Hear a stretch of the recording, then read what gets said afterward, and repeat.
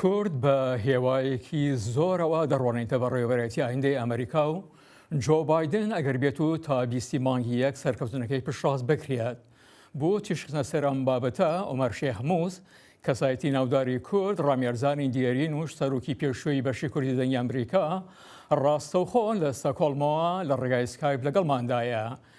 کاک عومەر خۆش هاتنەوە بۆ بەرنامەکانی بەشی کوردی. کورد بەو دابەشبوون و پەرتەوازەیە و لە لێواری شەڕێکی ناوخۆدایە لە هەرێمی کوردستان ئایا کەس ئامادەیە گوێی لە سکاڵ و داخوازیەکانی بگرێ جا بایدن بێت یا هەر کەسێکی تر؟ زۆر سپاس کاکجانی، سپاسان دەکەم بۆ ئەم دەرفەتە. من بەڕاستی کاک عیماد ئەحمەد شتێکی نووسیوە لەسەر فەیسبووکی خۆی سەبارەت بە کۆبوونەوەیەک لەگەڵ جۆ بایدن لە 2002 لە 2012 کە لەگەڵ وەفدی پارتی و یەکێتی کۆبووەوە و ئەو کاتە سەرۆکی کۆمیتەی پەیوەندیەکانی دەرەوەی سەنات بووە. لەوێ پختەی قسەکانی زۆر گرنگە کە باسکەم کە هەڵوێستی جۆ بایدن و ئەمریکا چه دەبێت بۆ ئەوەی ئینسان بە هەڵەدا نەچێ.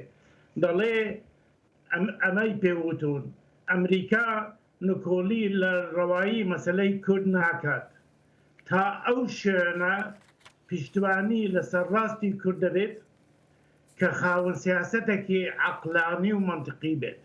یعنی هەتا سیاسەتی کورد سیاسەتێکی عەقلانە و منطقی بێت ئەمریکا پشتیوانی دەکات و لەسەر مەسەلەی ڕەوابوونی پرسیگەلی کورد هیچ گیرگفتێکیان نییە.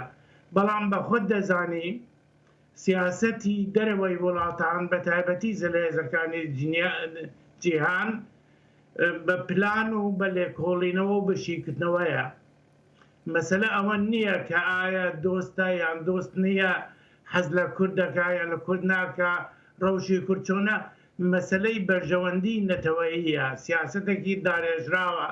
بەڵام ئەگەر شتێک ببێ شتێکی گۆڕانکاریەکی نسبی دەبێ لەگەڵ، چونکە بەڕێوەبەرایەتی ترامپ شتێکی تایبەتی بوو و من وەکو پەراوێزێکە یان پەرانتێزێکی تایبەتی لە مێژووی ئەمریکا تەماشا دەکەم.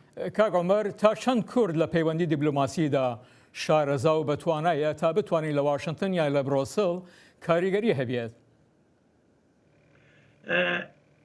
خەڵقی لێوەشاوە لە ناو ملەتی کووردا هەیە، لە ناو سەرکردایەتی سیاسی کووردا هەیە، بەڵام زۆر بەداخەوە سوودی لێوە ناگرن. ئەوە یەک.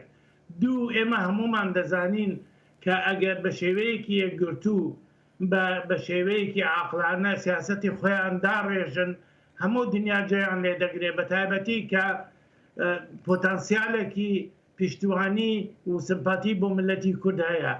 بەڵام بەداخەوە پچەربوونی سەرکردایەتی کوردی و پەیوەندیان ناکۆکیەکانی کە لە نێوان کووردا هەیە وا دەکا کە نەتوانن بە شێوەیەکی باش سوود لەو پۆتەنسیالە وەرگرن.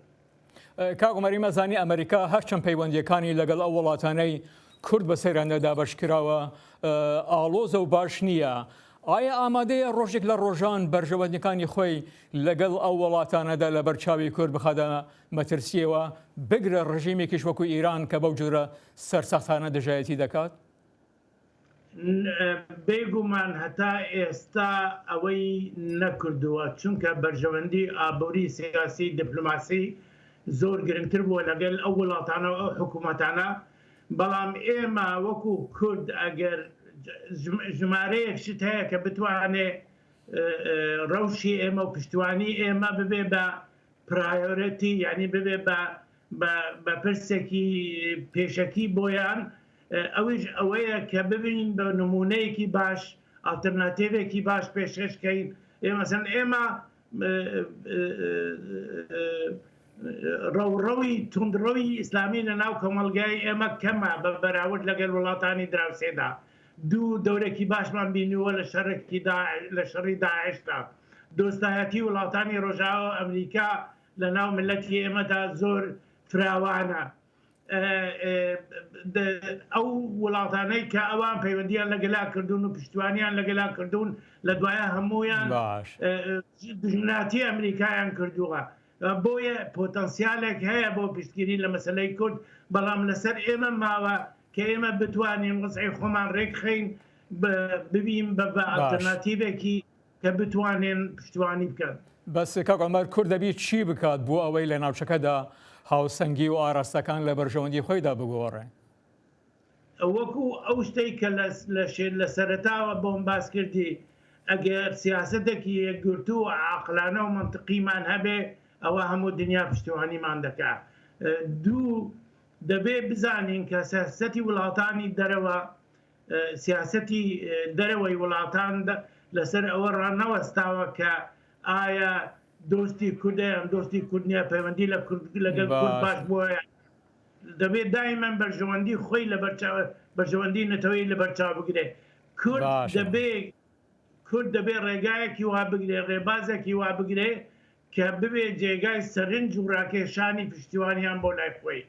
عومەر شێخ مووس کەسایەتی ناسراوی کورد و ڕامیێرزانی دیێرین و سەرۆکی پێشووی بەشی کوردی دەنگی ئەمریکا زۆر سپاس.